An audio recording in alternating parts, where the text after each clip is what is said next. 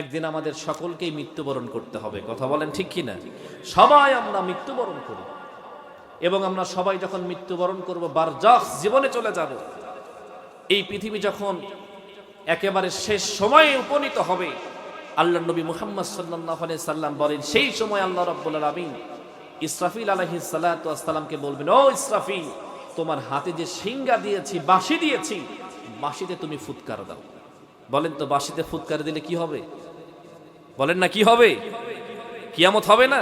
কিয়ামত হয়ে যাবে, লক্ষ লক্ষ বছর পার হয়ে যাবে, হাজার হাজার বছর পার হয়ে যাবে।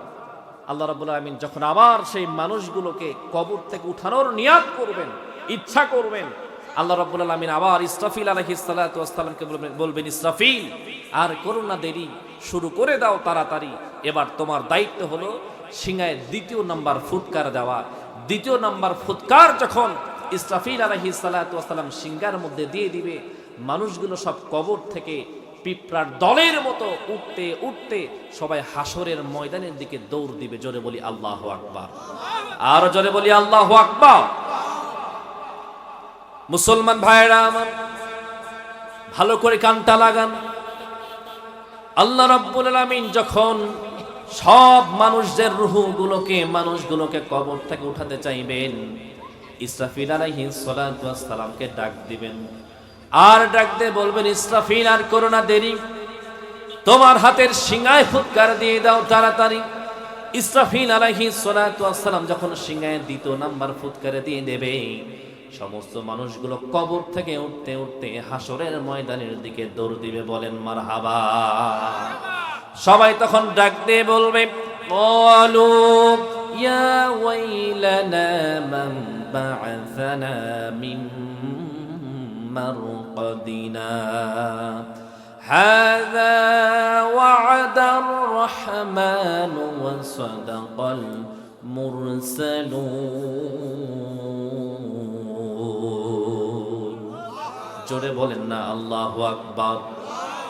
আল্লাহ রাব্বুল আলামিন যখন ইসরাফিল আলাইহিস সালাতু ওয়াস সালামকে সিংহায় ফুৎকার দিয়ে দিতে বলবেন, যখন সিংহায় ফুৎকার দিয়ে দেওয়া হবে, সব মানুষগুলোর তখন ঘুমটা ভেঙে যাবে। ঘুমটা ভেঙে যাওয়ার পরে সবাই তখন নিজের নিজের কবর থেকে উঠে দৌড় দিবে হাসরের ময়দানের দিকে, আর ডাক দিয়ে বলবে, হায় হায় হায় হায়, কি আজকে এমন হয়ে গেল? এত সুন্দর একটা ঘুম আমি দিয়েছিলাম কবরের জীবনে, এত চমৎকার ভাবে আমি ঘুমিয়েছিলাম, কে আজকে আমার ঘুমটা ভাঙিয়ে দিল? কে আজকে আমাকে জাগ্রত করলো?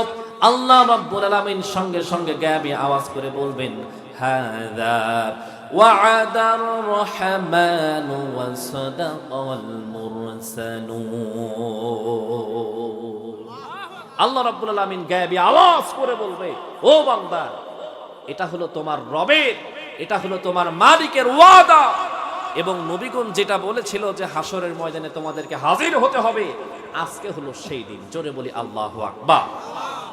সবাই তখন কবর থেকে বের হয়ে দলে দলে, পিঁপড়া যেমন করে তার গর্ত থেকে দলে দলে বের হয়ে তার খাবারের সন্ধানে বের হয়ে যায়, মানুষগুলো তখন দলে দলে লাইন হবে হাসরের ময়দানের দিকে দৌড় দিবে। জোরে বলি সুবহানাল্লাহ।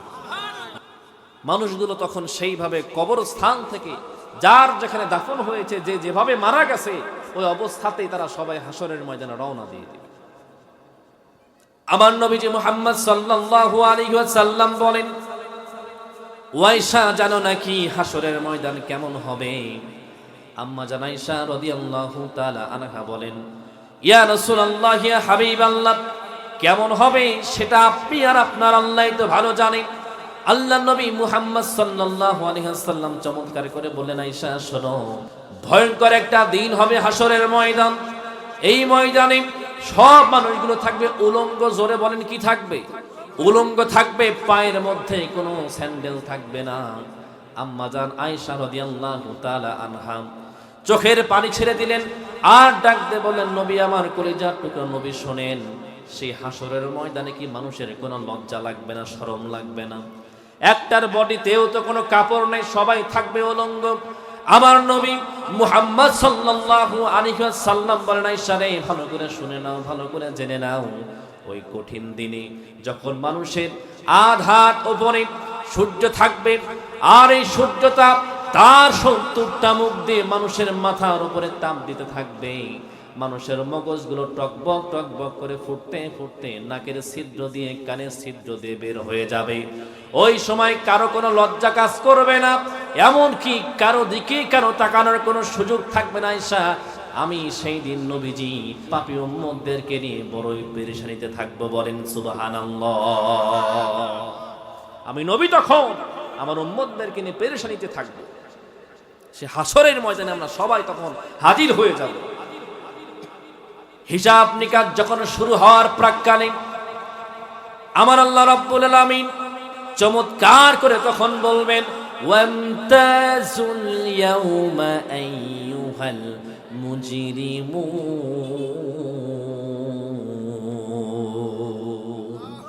আরো জোরে বলেন আল্লাহু আকবার।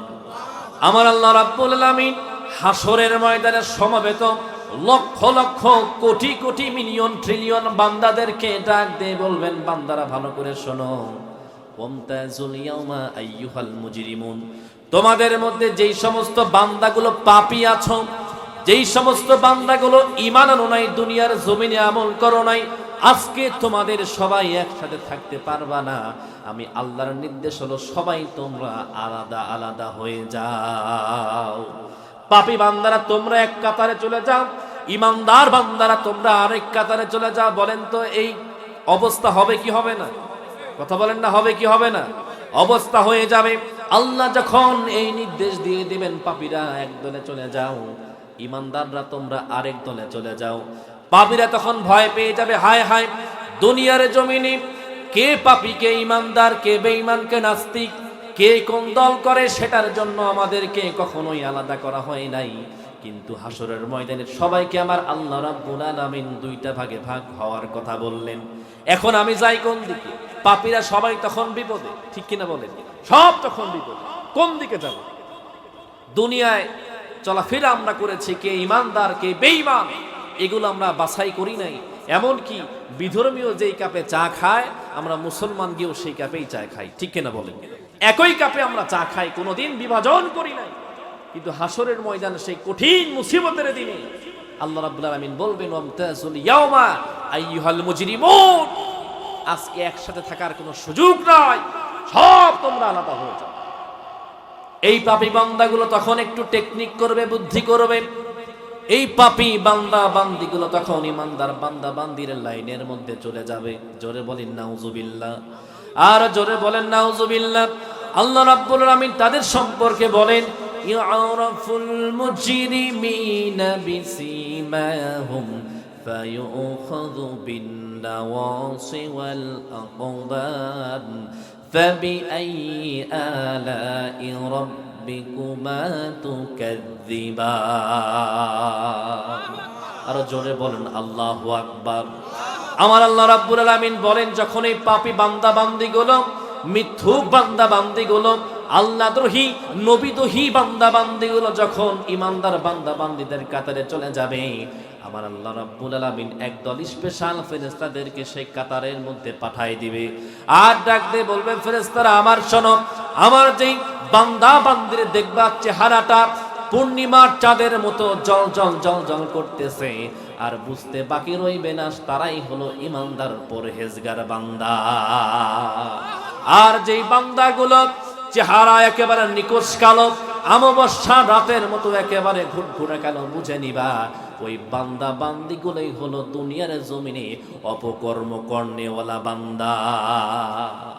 আল্লাহ রাব্বুল আলামিন যখন পাঠাই দিবে, ফেরেশতারা তখন একজন দুইজন করে দেখতে পাবে। ওই যে দেখা যায় একেবারে চেহারা কালো হয়ে গেছে। আল্লাহ রাব্বুল আলামিন তো বলেই দিয়েছে, ওদের চেহারা দ্বারা ওদের পাপের সাক্ষ্য পাওয়া যাবে। এবং চেহারা দেখে দেখে আল্লাহ রাব্বুল আলামিনের ফেরেশতা, স্পেশাল ফেরেশতাগুলো ওই বান্দাদেরকে, পাপীদেরকে আলাদা একটা সাইডে নিয়ে চুলের মুঠি ধরে আর পায়ের মধ্যে শিকল লাগিয়ে টানতে টানতে নিয়ে আসবে। জোরে বলি নাউজুবিল্লাহ, আরো জোরে বলি নাউজুবিল্লাহ।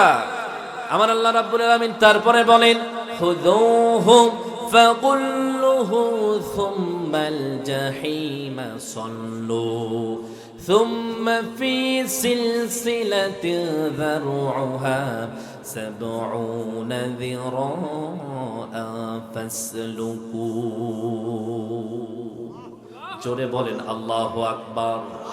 আমার আল্লাহ রাব্বুল আলামিন ওই পাপী বান্দা বান্দীদের দিকে তাকিয়ে বলবে খুযুহু ফাগুল্লুহু, ধর ওরে ধরে শিকল বন্দী কর। ওই যে দেখা যায় জাহান্নাম করতেছে গড়গড়, জোরে বলি নাউজুবিল্লাহ, আর জোরে বলি নাউজুবিল্লাহ। আমার আল্লাহ রাব্বুল আলামিন তাদেরকে যখন পাকড়াও করবে, তারা যখন ছুটাছুটি করতে শুরু করে দিবে, আমার আল্লাহ রাব্বুল আলামিন বলবেন এদেরকে স্বাভাবিকভাবে নিয়ে যাওয়া যাবে না, ওদেরকে চাবুক মারো, ওদেরকে লোহার শিকলটা গরম করে গলার মধ্যে পরিয়ে দাও। পরিয়ে যখন দেওয়া হবে তখন তারা দৌড়াতে থাকবে, তাদেরকে দৌড়াতে দৌড়াতে জাহান্নামের আগুনের মধ্যে নিক্ষেপ করা হবে। বলেন নাউজুবিল্লাহ। টানতে টানতে জাহান্নামের দিকে নিয়ে যাওয়া হবে। জাহান্নামের আগুন কি খুব সহজ আগুন নাকি? সহজ আগুন? সহজ আগুন না। আল্লাহ রাব্বুল আলামিন নবী মুহাম্মদ সাল্লাল্লাহু আলাইহি সাল্লাম বলেন, আল্লাহ রাব্বুল আলামিন যখন জাহান্নামের আগুন সৃষ্টি করেছেন তখন জাহান্নামের আগুনের রং ছিল লাল রঙের। কি রঙের? লাল রঙের। আমার আল্লাহ রাব্বুল আলামিন এই জাহান্নামের আগুন কি আরো বেশি পাওয়ারফুল করার জন্য 1000 বছর তাপ দিলেন, প্রজ্বলিত করলেন। 1000 বছর জাহান্নামের আগুনকে তাপ দেওয়ার কারণে জাহান্নামের আগুন তখন লাল থেকে সাদা বর্ণ হয়ে গেল। একটু বুঝে থাকলে বলেন তো কি রঙের হয়ে গেল? সাদা রঙের হয়ে গেল। আল্লাহ রাব্বুল আলামিন এই জাহান্নামের আগুনকে আরো বেশি পাওয়ার দেওয়ার জন্য আরো 1000 বছর তাপ দিলেন। 1000 বছর তাপ দেওয়ার কারণে এবার জাহান্নামের আগুন এবার সাদা রং থেকে হয়ে গেল একেবারে নিকষ কালো রঙের। তার মানে বর্তমানে জাহান্নামের ভিতরে আল্লাহ রাব্বুল আলামিন পাপী বান্দাদের জন্য যে আগুন রেখেছেন, আগুনটা হলো কি রঙের? কালো রঙের। আল্লাহ রাব্বুল আলামিন এই জাহান্নামের আগুনকে নিজের আগুন বলেছেন। আল্লাহ রাব্বুল আলামিন বলেন নারুল্লাহিল মুকাদাতুল্লাতী তাত্তালিউ আলাল আফইদা। জোরে বলুন আল্লাহু আকবার, আর জোরে বলেন আল্লাহু আকবার। আল্লাহ রাব্বুল আলামিন এই জাহান্নামের আগুনকে বলছেন আমি আল্লাহর আগুন। কার আগুন? আমি আল্লাহর আগুন। আল্লাহর আগুনের বৈশিষ্ট্য কেমন? দুনিয়ার আগুন যদি হাতে লাগে কোথায় পুড়বে? কথা বলেন না, কোথায় পুড়বে? যদি হাতে লাগে হাতে পুড়বে, যদি পায়ে লাগে পায়ে পুড়বে, যদি পিঠে লাগে পিঠে পুড়বে। এক কথায় যেখানে লাগবে সেখানে পুড়বে। আল্লাহর নবী মুহাম্মদ সাল্লাল্লাহু আলাইহি ওয়াসাল্লাম বলেন দুনিয়ার আগুন মানুষের কোন জায়গায় যদি স্পর্শ করে প্রথমে তার চামড়াটা পুড়িয়ে দেয়, তারপরে তার যেই নিচের আবরণগুলো আছে সেই আবরণগুলো পুড়িয়ে দেয়, তারপরে তার গোশতটা পুড়িয়ে দেয়, তারপরে তার হাড়খানা পুড়িয়ে দেয়, তারপরে মানুষের ভিতরের কলকবজাগুলো পুড়ে যায়। আল্লাহ রাব্বুল আলামিন পবিত্র কোরআনুল কারীমের মধ্যে ঘোষণা করে দিলেন দুনিয়ার আগুন যেখানে লাগে সেখানে পড়ে যায়, কিন্তু আমি আল্লাহর আগুন তার মানে জাহান্নামের আগুন তোমার বডিতে যেই জায়গা লাগুক না কেন সঙ্গে সঙ্গে তোমার কলিজাটা পুড়ে একেবারে মেসাকার হয়ে যাবে, কলিজা পুড়ে যাবে। আল্লাতী তাত্তালিউ আলাল আফইদা। আপনার হাতে লাগুক আর পায়ে লাগুক তার সঙ্গে সঙ্গে আপনার কলিজা পুড়ে যাবে। কি পুড়ে যাবে? কলিজা পুড়ে যাবে। তারপরে পড়বে আপনার হাড্ডি, তারপরে পড়বে আপনার গোশত, তারপরে পড়বে আপনার অস্থি, তারপরে পড়বে হচ্ছে চামড়া। সুতরাং সেই জাহান্নামের আগুন কি খুব সহজ? কথা বলেন না সহজ? কোনো সহজ না, অনেক কঠিন।